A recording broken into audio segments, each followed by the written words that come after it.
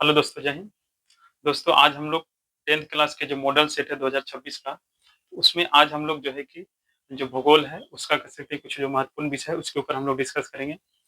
तो जैसा कि हम लोग जानते हैं कि भूगोल जो है वो सोशल साइंस का विषय है। और हम भूगोल के अंदर किसके बारे में पढ़ते हैं, तो भूगोल का शब्द से ही हमें पता चलता है कि भूगोल जो है वो किसका अध्ययन है, तो पृथ्वी का अध्ययन है। चूँकि भूगोल 2 शब्दों से मिलकर बना हुआ है, भू प्लस गोल। तो भू का मतलब होता है पृथ्वी और गोल का मतलब क्या होता है, अध्ययन। या कह सकते हैं कि पृथ्वी जो है वो कैसा है, गोल है। इससे हम लोग पकड़ के रखेंगे कि भूगोल है, वो पृथ्वी का अध्ययन है। अब इसमें हम पृथ्वी के कह सकते हैं कि जो बहुत सारी संरचना है, जैसे नदी, पहाड़, सागर, महासागर, है ना? खेत-बाड़ी, ये सब चीज़ के बारे में कहाँ से हम लोग पढ़ते हैं, तो भूगोल से पढ़ते हैं। भूगोल एक काफ़ी महत्वपूर्ण सब्जेक्ट है, क्योंकि यहाँ से हमें संसाधन और कह सकते हैं कि हमारे आस-पास के जो वातावरण है, उसके बारे में हमें जो है कि सीखने के लिए मिलता है। अब देखिए, आज का कह सकते हैं कि जो महत्वपूर्ण जो कह सकते हैं कि क्वेश्चन है, जो है भारत में गेहूँ की खेती के लिए जो आवश्यक भौगोलिक दशा है। अब जैसे देखा जाए, तो हर एक प्रकार की जो फसल है, उसका उत्पादन के लिए एक भौगोलिक दशा जो है होना बहुत ज़रूरी है। जैसे एग्ज़ाम्पल अगर मान के चलिए कि जो धान की खेती है, अगर उसे आप चाहिए कि गर्मी के मौसम में लगाएँ, तो वो नहीं हो पाएगा, क्योंकि धान की खेती के लिए उसके हिसाब से उसका वातावरण होना चाहिए। तो हर एक फसल के उत्पादन के लिए उसके अनुसार उसका कह सकते हैं कि भौगोलिक दशा या वातावरण, है ना? या कह सकते हैं कि मिट्टी, ये सारी चीज़ होना बहुत ज़रूरी है। तो यहाँ पर थोड़ा समझने का प्रयास करेंगे भौगोलिक दशा क्या है? तो भौगोलिक दशा को होता है भूमि से जुड़ा हुआ कह सकते हैं कि जो एक आवश्यक वातावरण होता है, तो उसको बोलते हैं भौगोलिक दशाएँ, ठीक है? तो हर एक फसल के लिए भौगोलिक दशाएँ क्या होता है? अलग-अलग होता है। जैसे एग्ज़ाम्पल हर एक फसल के उत्पादन के लिए मिट्टी भी कह सकते हैं कि मायने रखता है और साथ में वातावरण भी मायने रखता है। तो उसी को कहा जाता है भौगोलिक दशाएँ। तो किसी भी फसल के उत्पादन के लिए जो अनुकूल जो वातावरण होता है या जो मौसम होता है, उसे भौगोलिक दशा के रूप में जाना जाता है। इसे हम लोग यहाँ समझने का प्रयास किए। अब देखिए, जो आज हम लोग देखेंगे गेहूँ के बारे में, तो गेहूँ क्या है? तो गेहूँ हमारा खाद्यान्न फसल है। खाद्यान्न फसल उसको कहते हैं, जिस फसल का इस्तेमाल जो है कि हम लोग खाने के रूप में करते हैं, तो हमारा खाद्यान्न फसल है। नाम से ही पता चलता है खाद्यान्न मतलब खाने वाला, ठीक है? तो भारत में कह सकते हैं कि गेहूँ जो है, वो दूसरे स्थान पे कह सकते हैं कि आता है, यानी कह सकते हैं कि जो हमारा खाद्यान्न फसल है, उसमें दूसरा जो है, वो कौन है? गेहूँ है, ठीक है? पहला कौन हो जाता है? धान। भारत के प्रमुख खाद्यान्न फसल के रूप में गेहूँ और धान आता है। अ, देखिए हाँ, गेहूँ और धान, जिसमें प्रथम स्थान पर धान यानी जो चावल है वो आता है, और दूसरे स्थान पर कौन है? गेहूँ। और इसको याद रखना आसान है, कैसे? तो हम लोग सुबह से लेकर के शाम तक जो भोजन करते हैं, तो उसमें सबसे ज़्यादा क्या खाते हैं? चावल। तो इससे हम लोग ध्यान रखेंगे कि चावल जो है हमारे मुख्य खाद्यान्न फसल है, और दूसरे स्थान पर कौन आता है? आपको गेहूँ, यानी कह सकते हैं कि आटा। रोटी खाते हैं कि नहीं? तो इस तरह से बेसिकली हम लोग इसको ध्यान रखेंगे और समझने का प्रयास करेंगे। चूँकि भूगोल जो है वो काफ़ी ज़्यादा टफ सब्जेक्ट नहीं है। इसे आप अपनी जो आस-पास के वातावरण है, उससे जोड़ करके समझिएगा, तो आसानी से इसे याद रहेगा। तो सबसे पहले याद रखेंगे कि जो गेहूँ है, वो हमारे भारत का कह सकते हैं कि ये दूसरा दूसरा खाद्यान्न फसल है। दूसरा ये क्या है? खाद्यान्न फसल है। पहला कौन हो जाता है? तो पहला हमारा जो है, वो पहला कौन है? चावल। पहला क्या है? चावल। और हम लोग जानते हैं कि जो फसल है, इसके अलग-अलग कह सकते हैं कि मौसम में इसका उत्पादन किया जाता है। तो हमारे यहाँ की जो फसल है, उसे 3 कैटेगरी में बाँटा गया है, जिसमें कह सकते हैं कि वर्षा ऋतु में जो फसल होता है, उसको खरीफ कहते हैं, ठीक है? और जो कह सकते हैं कि शीत ऋतु में होता है, यानी कह सकते हैं कि जो ठंडा में होता है, तो उसे क्या कहते हैं? तो उसे रबी फसल कहते हैं। और कह सकते हैं कि जो गर्मी में होता है, उसे जायद फसल कहते हैं। क्या कहते हैं उसको? जायद। अब देखिए, याद रखना आसान है कि खरीफ फसल किसको और क्यों कहते हैं, इसके पीछे कारण है। देखिए, बरसात में जो है कि खरपतवार बहुत ज़्यादा उगता है। अब देखोगे जब बरसात के मौसम होता है, तो चारों तरफ आपको घास वगैरह देखने के लिए मिलेगा। और बेसिकली धान भी एक प्रकार की घास ही है, ठीक है? इसलिए कह सकते हैं कि खरीफ, यानी कह सकते हैं कि जो भी वर्षा ऋतु में जो फसलों का उत्पादन होता है, उसे खरीफ की कैटेगरी में रखा गया है। तो धान हमारा कह सकते हैं कि खरीफ में सबसे प्रमुख फसल के रूप में जाना जाता है। अब देखिए, दूसरा क्या है? रबी। दूसरा क्या है? रबी। अब देखिए, ठंडा में कह सकते हैं कि रबी फसल होता है। अब देखिए, ठंडा में आदमी रबरवाइत रहता है, इससे याद रखिए। ठंडा में कौन रहता है? रबरवाइत रहता है कि नहीं? तो याद रखेंगे, ठंडा में जो फसल होता है, उसको क्या कहते हैं? रबी कहते हैं, ठीक है? तीसरा, गर्मी। गर्मी में जो फसल का उत्पादन है, उसे कहते हैं जायद। अब देखिए, गर्मी के समय में हम लोग किसी भी फसल को उत्पादन करना चाहते हैं, तो उसमें बहुत ज़्यादा पानी लगता है। ये जायद मतलब ज़्यादा।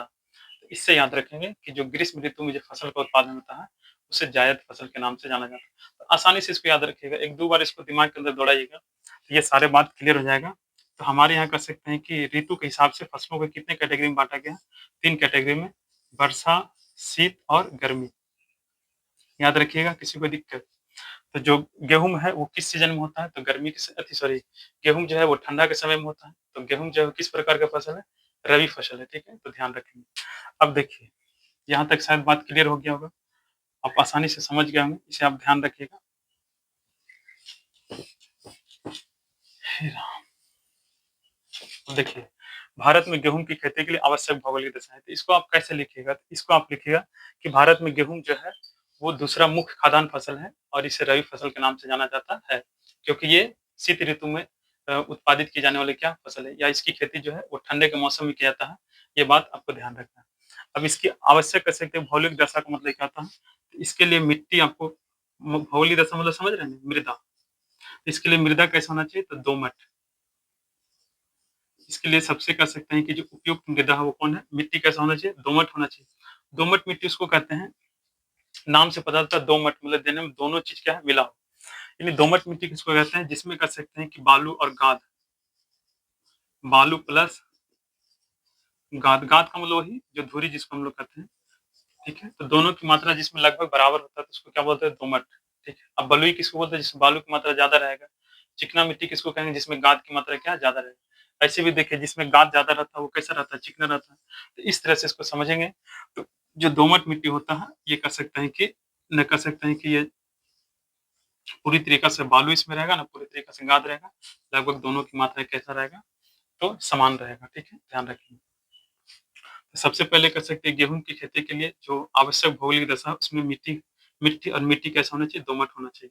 दूसरा, इसके लिए अगर कर सकते हैं कि तापमान की अगर बात किया जाए, तो लगाते समय 10 से 15 डिग्री सेल्सियस होना चाहिए, लगाते समय, और काटते समय आपको 20 से 25 डिग्री सेल्सियस कह सकते हैं कि तापमान होना चाहिए।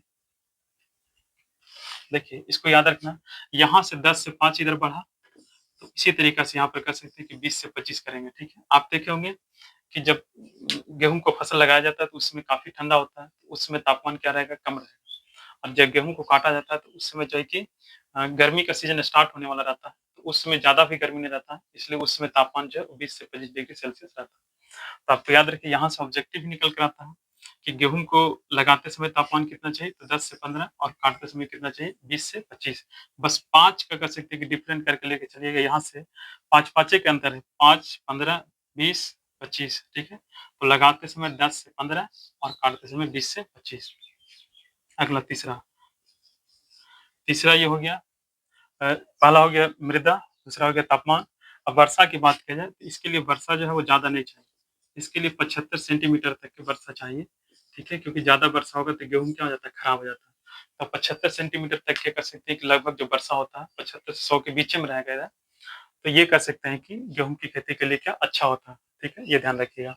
फिर कह सकते हैं कि चौथा, चौथा में याद रखिएगा सस्ते मज़दूर।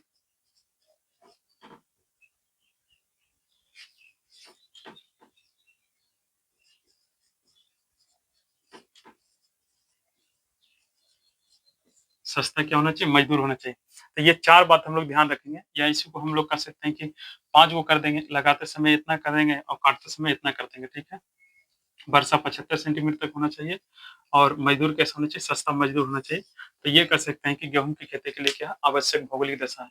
अगर इतना कर सकते हैं कि चीज़ें अगर है ठीक-ठाक तो गेहूँ की खेती अच्छा होगा, अगर इतना ठीक-ठाक नहीं है तो गेहूँ की फसल अच्छे से नहीं होगी। तो ये बात ध्यान रखें हम लोग कि गेहूँ की खेती के लिए कर सकते हैं कि क्या आवश्यक भौगोलिक दशा है?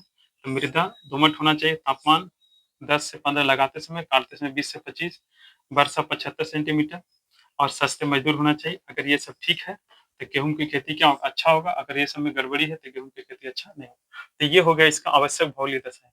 तो देखिए भारत के कह सकते हैं कि कुछ ऐसे क्षेत्र हैं, जहाँ पर गेहूँ की खेती बहुत ज़्यादा होता है। जैसे आप देखिएगा, अगर एग्ज़ाम्पल के रूप में देखा जाए, 5वाँ आप जैसे लगा दीजिए, तो आपका उत्तर प्रदेश हो गया, पंजाब हो गया, हरियाणा हो गया, फिर उसके बाद आप रख सकते हैं राजस्थान, बिहार, बिहार, है ना? ये सब क्षेत्र जो है गेहूँ के उत्पादन के लिए क्या अच्छा माना जाता है। इसमें 2 क्षेत्र जो है वो काफ़ी ज़्यादा कर सकते हैं कि महत्वपूर्ण है, जैसे एक उत्तर प्रदेश, दूसरा क्या है पंजाब। उत्तर प्रदेश में गेहूँ बहुत ज़्यादा लगाया जाता है, जबकि कह सकते हैं उत्पादन की अगर बात करें तो सबसे ज़्यादा उत्पादन कहाँ होता है? पंजाब में। इसलिए पंजाब को कह सकते हैं गेहूँ का टोकरा कहा जाता है, ठीक है? क्योंकि यहाँ पर कम क्षेत्र में ज़्यादा उत्पादन होता है, जबकि कह सकते हैं कि उत्पादन की अगर बात करें तो उत्पादन सबसे ज़्यादा कहाँ पर? उत्तर प्रदेश। यहाँ पर एरिया बहुत ज़्यादा है, ठीक है? ऐसे भी जानते हैं कि उत्तर प्रदेश जो है कि हमारे भारत का सबसे बड़ा क्या स्टेट है। तो याद रखिएगा, अगर बात किया जाए उत्पादन के प्रति हेक्टेयर उत्पादन में अगर सबसे आगे है, तो वह है पंजाब, लेकिन ऐसे ओवरऑल उत्पादन की बात की जाए तो हो जाएगा उत्तर प्रदेश। तो ये सब जो है वो गेहूँ की खेती के लिए जो है कि एक बहुत अच्छा कह सकते हैं कि उत्पादक क्षेत्र है। या आपसे कभी-कभी पूछा भी जाता है कि भारत के किन राज्यों में गेहूँ की खेती बहुत अच्छी होती है? तो उत्तर प्रदेश, पंजाब, हरियाणा, राजस्थान और बिहार भी इसके अंदर शामिल है। तो ये सारी चीज़ हम लोग ध्यान रखेंगे और ये काफ़ी कह सकते हैं कि महत्वपूर्ण क्वेश्चन है। साथ में कह सकते हैं यहाँ से कई ऑब्जेक्टिव निकल कर के आता है, जिसे आप आसानी से याद रखते हैं। तो इसी तरीक़ा से हम लोग प्रतिदिन जो है कि जो आपका बिहार बोर्ड का कह सकते हैं जो मॉडल जो तैयार किया गया, जो एग्ज़ाम के दृष्टिकोण से उसे ध्यान में रखकर तैयार किया गया, तो हम लोग प्रतिदिन एक-एक टॉपिक को डिस्कस करेंगे और काफ़ी सिंपल तरीक़ा से उसको जानने का प्रयास करेंगे। तो आज हम लोग इस टॉपिक से बहुत कुछ सीखे और ये एग्ज़ाम के लिए काफ़ी महत्वपूर्ण है, इसको ध्यान रखिएगा और आप उतना ज़्यादा इसमें रटने की ज़रूरत नहीं है। आप अपने यहाँ कर सकते हैं कि जो फसल का उत्पादन होता है, कि कौन-सा फसल कब होता है और जब लगाया जाता है तो उस समय तापमान कैसा होता है, जब काटा जाता है तो उस समय का मौसम कैसा होता है, ये थोड़ा-सा अपना खुद से एक बार सोचिएगा तो आसानी से ये सारी चीज़ क्या क्लियर हो जाएगा और इसमें रटने की ज़रूरत नहीं रहेगा। फिर मिलते हैं अगले नेक्स्ट वीडियो में इसी तरीक़ा के महत्वपूर्ण टॉपिक के साथ। तो जय हिंद।